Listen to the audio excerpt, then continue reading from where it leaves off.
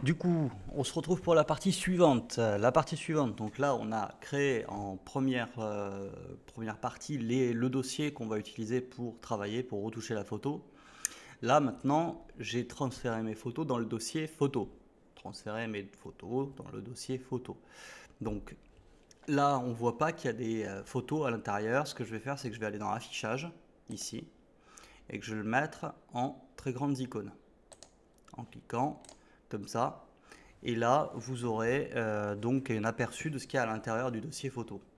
Je vais le mettre en grand pour qu'on y voit. Et c'est donc ce dossier photo, si je double-clique dessus, où je vais avoir les photos que je vais avoir envie de retoucher. Donnons un exemple, si je prends celle-ci, par exemple, le temps que Windows se réveille. Voilà, si je prends celle-ci, par exemple, on voit que le ciel est sombre et que la photo dans l'ensemble est assez sombre. Donc là, ce que je vais avoir envie de faire, par exemple, c'est de lui redonner un peu plus de luminosité, un peu plus de contraste. On ne fait pas une retouche photo pour faire un montage photo précis.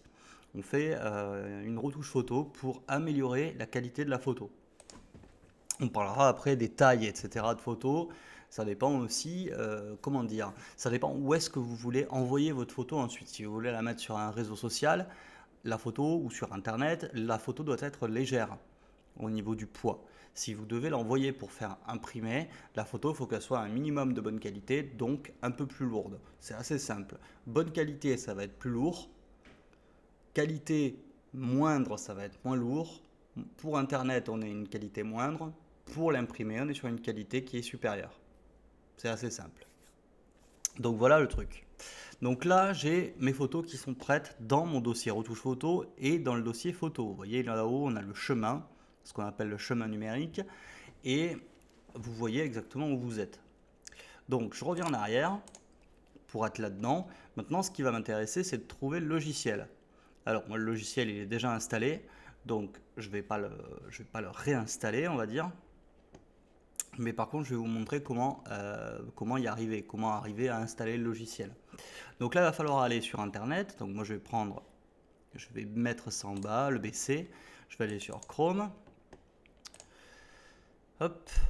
Et là, je vais taper photofiltre dans la barre de recherche. Voilà, là, il me fait des propositions, hein. Donc je vais taper photofiltre gratuit. Et là, j'arrive sur ma recherche Internet.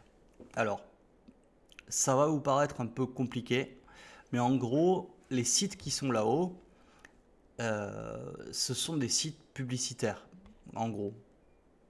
Donc du coup, le premier ici, télécharger Photofiltre 7 gratuit pour PC, c'est sur le site Comment ça marche, même si c'est un site qui est très bon.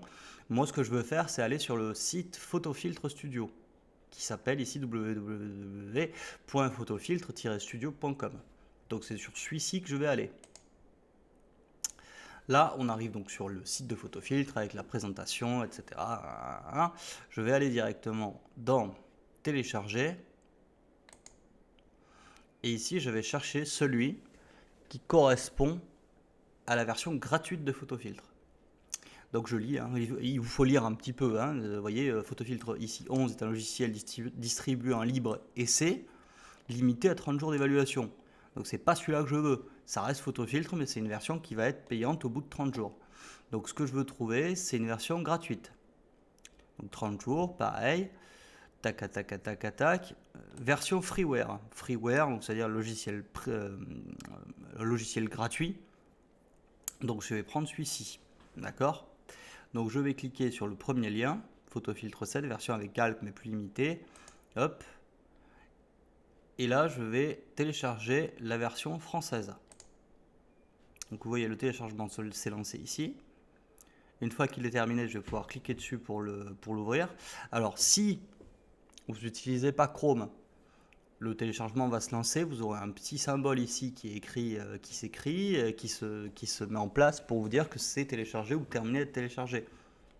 Si vous ne l'avez pas là, il vous faudra aller dans vos téléchargements et trouver l'archive qui correspond. D'accord. Donc là, je l'ouvre. Donc, PhotoFiltre 7, c'est ce qu'on appelle un standalone. Donc, normalement, si je regarde, voilà, il n'y a pas besoin de l'installer, PhotoFiltre. D'accord? Il y a juste besoin de faire glisser le dossier sur le bureau. Et là, vous avez un dossier qui s'appelle PhotoFiltre. PhotoFiltre est donc préinstallé. J'ai plus qu'à double-cliquer pour l'ouvrir. Voilà. Donc c'est assez simple. En plus, celui-ci est en français, donc prenez bien la version française, à part que vous vouliez avoir la version anglaise. Ça, c'est votre choix. Mais moi, je vais vous montrer en tout cas les choses sur la version française. Donc, ce que je vais faire, c'est que je vais commencer par vous parler un peu de l'interface de PhotoFiltre, c'est-à-dire la partie visuelle, et les choses dont on va se servir de manière régulière. Je ne vais pas vous faire un détail de chaque outil dont on ne se sert jamais ou dont on se servira très peu. On se servira de certaines choses de manière contextuelle au moment où on en aura besoin. Donc, je vais commencer par là-haut. On a donc le nom du logiciel, PhotoFiltre 7. Si je vais tout à droite, je vais avoir, comme dans une fenêtre classique, réduire, agrandir et fermer. Ici, je vais avoir les menus d'édition, fichier, édition, images, etc., etc. Donc là, on s'en servira quand même, hein, notamment pour les calques et aussi pour enregistrer, etc. Là, ce sont des raccourcis de ce qui est en haut. Donc, on va s'en servir, au bout d'un moment, on va s'en servir, mais bon, on n'est pas obligé de le savoir, à part le enregistrer et le enregistrer sous. Donc ça, on s'en servira. Et le retour arrière ou l'avance, le fait de refaire. Donc c'est CTRL Z pour défaire et refaire CTRL Y. En gros, ça vous permet d'avancer d'une étape. Si vous avez fait une erreur, disons que vous avez coupé la tête de quelqu'un sur votre montage photo, vous revenez en arrière et ça vous permet de refaire votre montage correctement. Là, on a des choses dont on ne va pas se servir, honnêtement, pour tout simplement, parce que bon, c'est des raccourcis, hein, c'est utile, mais on ne va pas s'en servir parce que j'ai envie de vous montrer les choses avec les calques de manière correcte. Donc voilà, on va passer directement ici à droite, on a la palette de couleurs. Vous voyez, quand je passe sur la palette de couleurs, j'ai une petite pipette qui se met, ça me permet de sélectionner la couleur. Là, on a des différents outils de modification de l'image, donc des remplissages, des sélections, des choses comme ça. Donc on va s'en servir aussi. Là, on a les différentes formes de sélection. Donc vous verrez que ça peut être utile à certains moments, mais on va se servir quand même plutôt fréquemment du lasso ou du polygone pour vraiment faire un peu de montage photo. Mais ça va être, c'est pas un logiciel de montage photo comme pourrait l'être Photoshop, où là on a une plume, on peut être très précis, on peut faire des montages avec différentes personnes, avec différents objets. Là on est sur un logiciel quand même qui est plus simple d'utilisation, mais qui n'est pas fait pour autre chose que retoucher, donc contraste, luminosité, les couleurs, les choses comme ça. Ensuite ici, en bas, on va avoir accès à notre dossier de travail. Donc pour ça, je vais cliquer sur le premier, donc explorer un dossier. Et je vais aller chercher dans mon bureau, du coup, le dossier retouche photo, photo. Hop. Et là, il va m'importer en bas toutes les photos qu'il y a dans ce dossier. Donc c'est ça qui va nous intéresser.